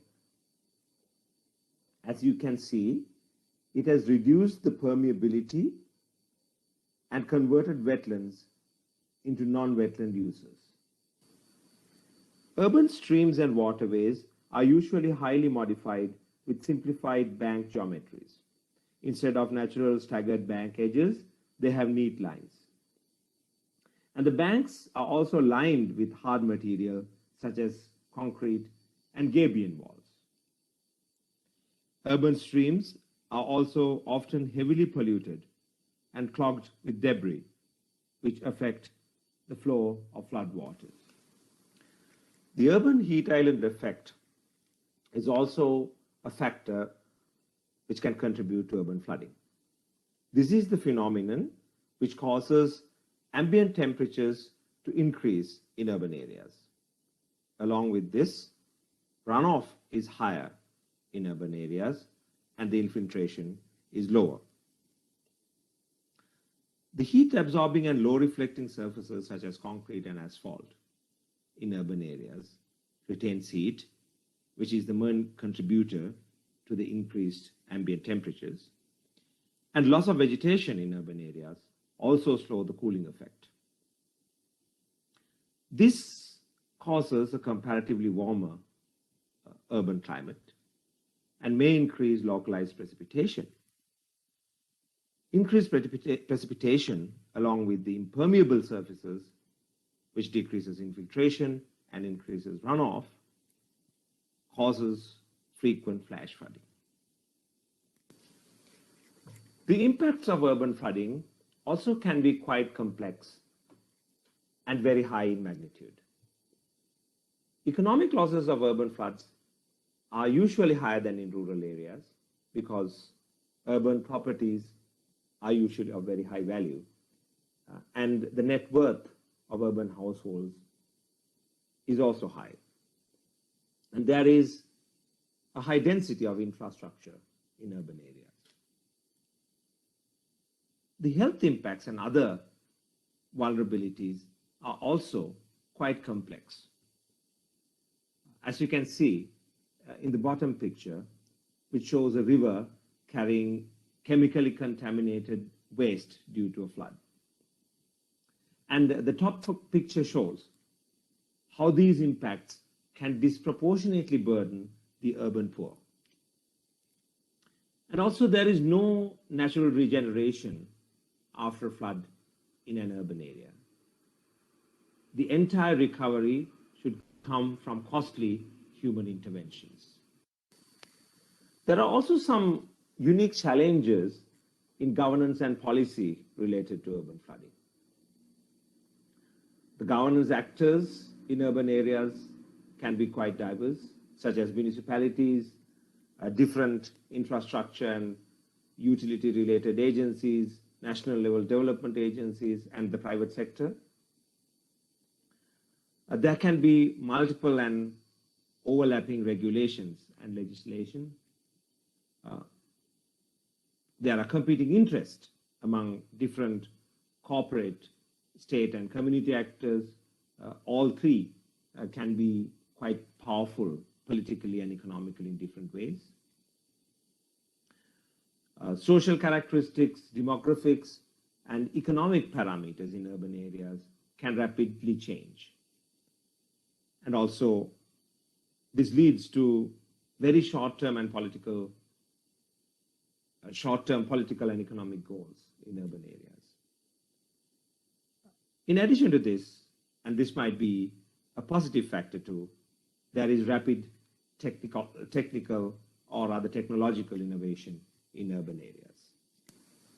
To enable flood managers to understand issues related to urban flooding and better integrate them into overall flood risk management decision process, we have included a worksheet in the Flood Green Guide on urban flood management.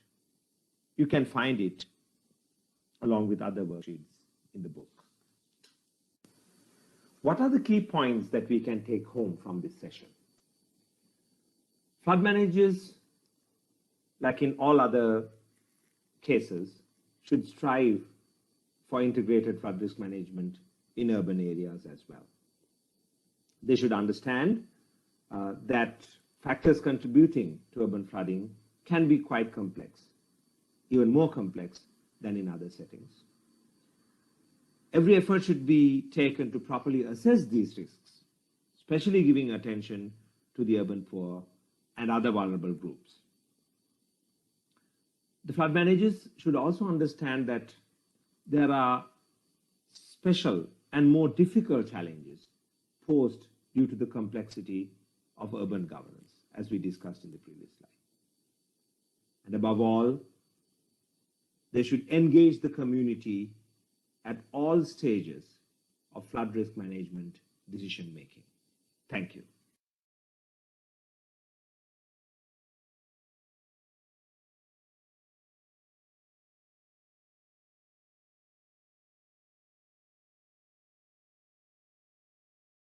Great. So we have more time for Q&A now. Misaka, I don't know if there are any questions you want to start with that people might have already put in the chat.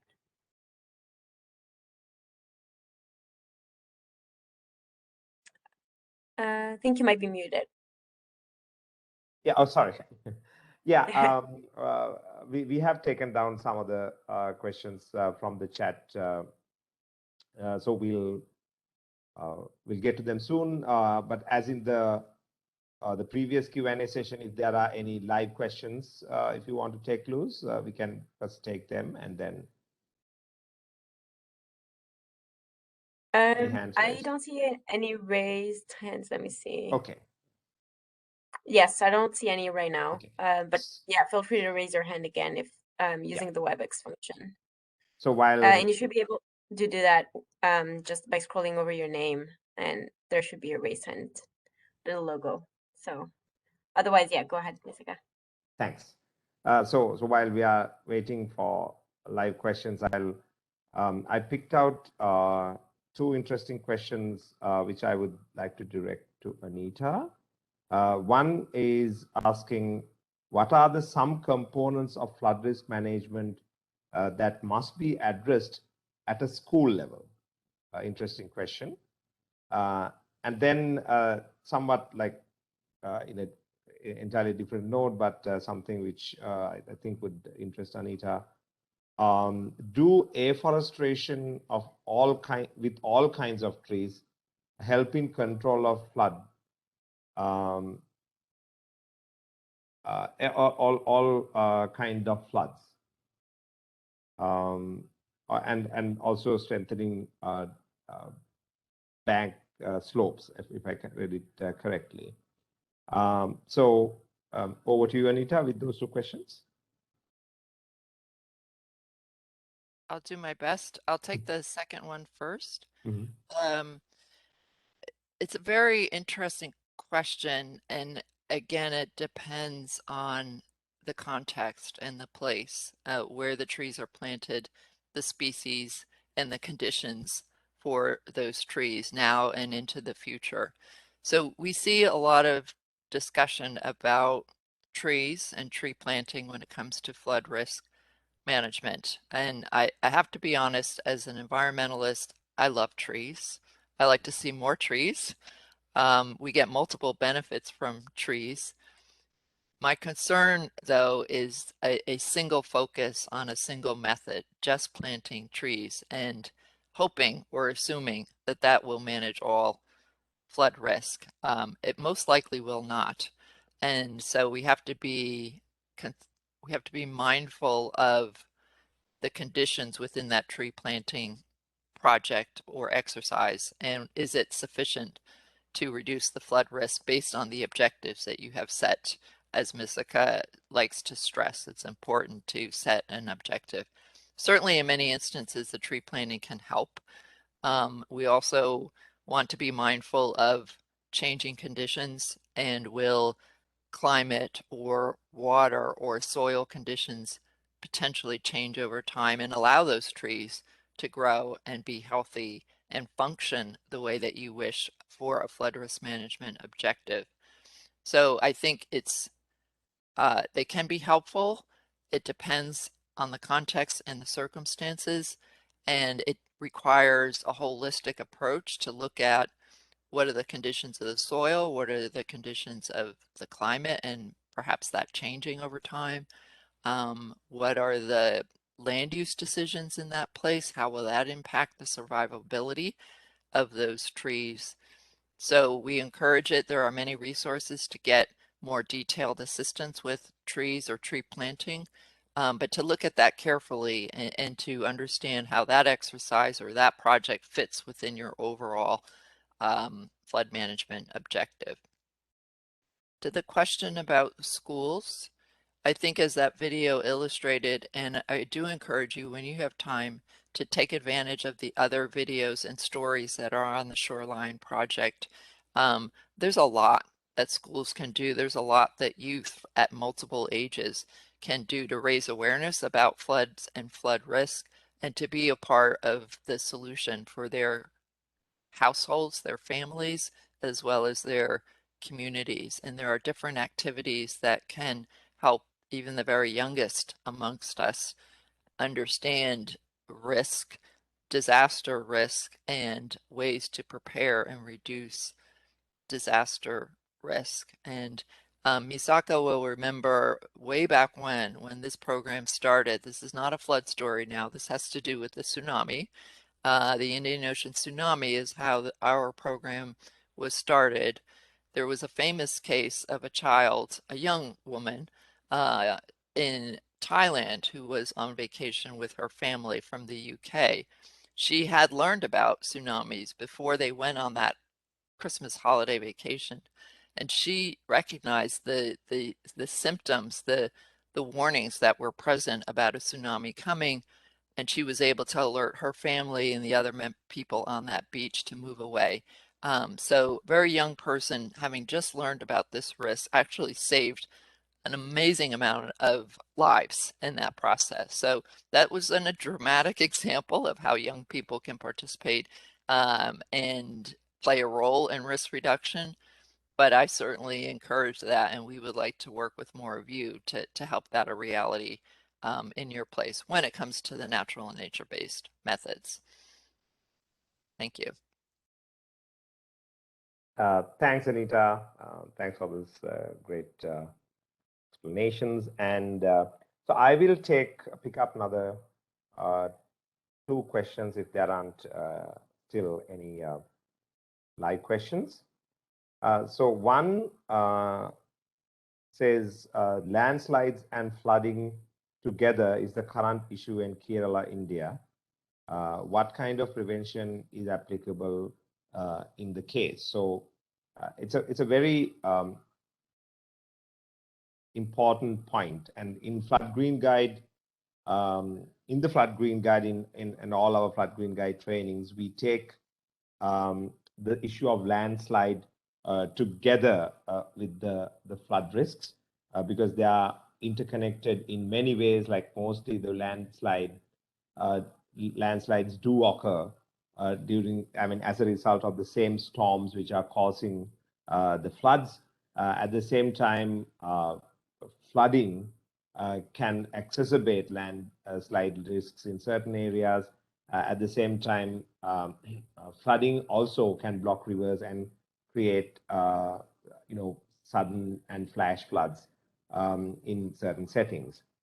So they are two very interconnected risks, and we should take them as part of. As many of you have pointed out in the comments, as part, together as in integrated risk assessment. And there are many things that we can do, especially with natural and nature-based methods and non-structural methods, to address the risks of landslides and floods together. So increasing flood awareness and flood preparedness can be coupled with landslide awareness and landslide preparedness, and also certain methods that we apply, natural and nature-based methods to reduce flood risks, are effective in reducing or managing landslide risks as well. Examples are upper watershed restoration, certain soil conservation methods.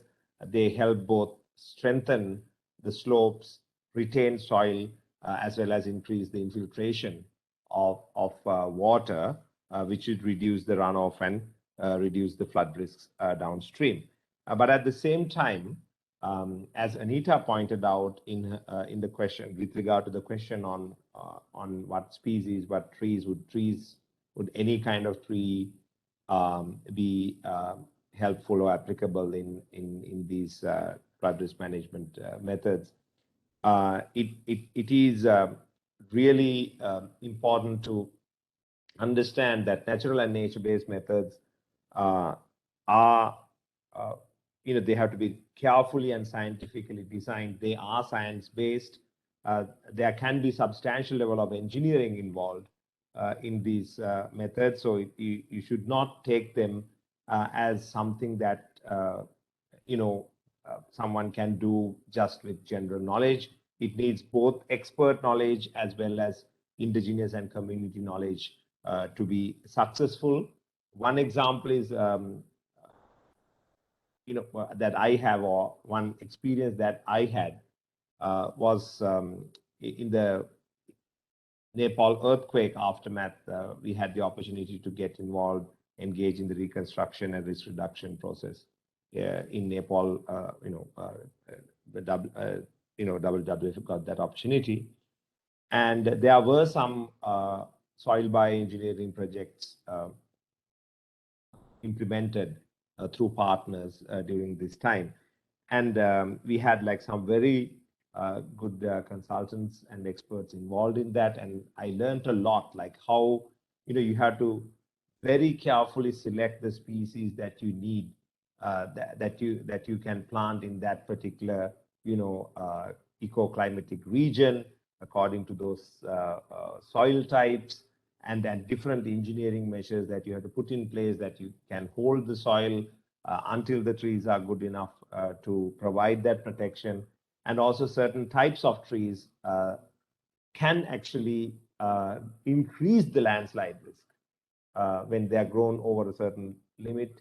And also it's not like plant and forget solutions. You have to keep maintaining those methods, those areas to make sure that they are in an optimum condition, because certain trees can capture the wind and provide additional overbearing, additional overburden loads to the slopes, which can increase the landslide risk. So it's a very complex process, and we definitely have to take landslide and flood risks together and try to address them together. But at the same time, keep in mind that there are different considerations, right, involving them. So getting the necessary expert as well as community knowledge to implement them properly. There was a second question which I wanted to touch a little bit very quickly. That is a question asking whether there is any GIS model developed to run your watershed approach. The quick answer that I can give is like we have not done any modeling of any particular watersheds or even done like any general demonstrative models to say demonstrate the applicability of the method that we are talking about in FGG. But then in our full length FGG training programs, we do have a module on conceptual modeling of flood risks and flood risk management methods. So we do take the ability of models, like do take modeling as a very serious and a very interesting prospect in reducing flood risk management, planning flood risk management projects. So if you are interested, please be on alert for our announcements for upcoming full-length trainings. But again, about modeling, one point that I would like to make, like as an engineer, as much as I love mathematics and modeling, what we believe in Flood Green Guide program is that, there can't be like a single press of a button solution to solve all the flood risks and flood risks in a watershed. Like modeling definitely helps a lot to understand the risks and the watersheds and how certain methods can reduce reduce and manage those risks. But it's a far more complex picture than that. So you have to use your models, mathematical, hydraulic models, hydrological models, climatic models, and probably models which compound all these things together to support our decisions, along with other quantitative and qualitative approach, also including the views and opinions of different stakeholders. I think we are almost reaching the time. So, Luz, unless yes, whether there is unfortunately, I know there's a lot of questions and comments, but we have limited time and we want to make sure we finish on time. So we just wanted to put another link here. And we just want, again, to hear from you in terms of what you learned today. So I am going to share this, and you should be able to see at the link. This is a new link, so you can just take the link from the chat, and you should be able to see a question in terms of what did you learn today. So anything that was new, anything that was inspiring, if you can just enter a few words or a sentence to let us know, and we should see the responses appear soon, hopefully. Thank you for resharing that. I'll put it again. Okay. So I'll just give a couple seconds.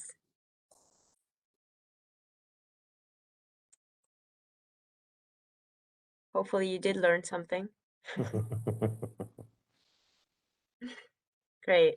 Videos examples were inspiring. See one. Urban risk management. Various methods. Great.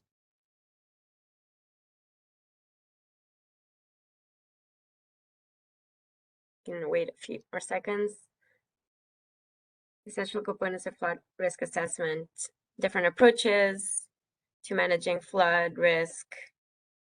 Know the plan before you jump to the method implementation. Great. So, Misaka, I think the objectives finally, message, yeah. Flood management, soft measures are important too. Great. And engaging youth is also important. Okay, this is great. Thank you so much. And feel free to keep on adding your responses here. We do have another one that I'm just gonna move on to, but then we can wrap up as well, and you can just add it if you want after the session, just in terms of what do you still have questions about. So if you want to enter anything that you would want to have a little bit of a deeper dive on, or things that you still want to learn more about, you can enter them here. And we do have to move on to the wrap up, so I'm not going to wait to show the responses here, but feel free to enter them, and we can share when we can share back with everyone once we share all the resources. So Anita, I guess I'm going to turn it over to you for wrapping up.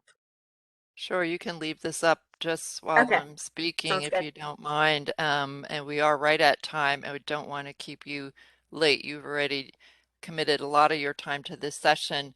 So I just want to again say a big thank you to all of you for making the time to participate, and thank Nitish and the WRF training team for organizing this. I had very little to do with it, but I'm happy to be a part of this team. So we have learned a lot. I have learned a lot today from all of you. I love all the questions in the chat. We didn't get to them all, but we will try to get you some written response to that.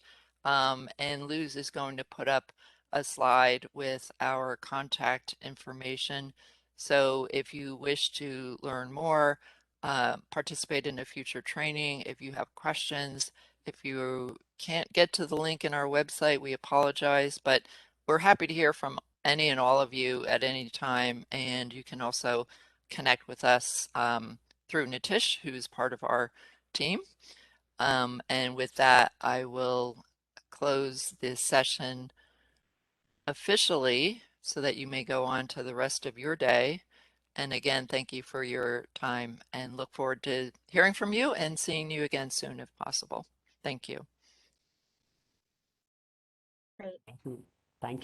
Thank you, Ms. Anita. I just want to conclude. I'm really grateful to all of you. Please, like for all of you, please don't worry about the presentations and the links. By the end of this training program, after tomorrow, we will be sending you all the presentations with the recordings and with all links. And you don't need to worry about sharing your emails. We have everything with us, so don't worry. We will get back to you with all details and everything. Thank you. Thank you.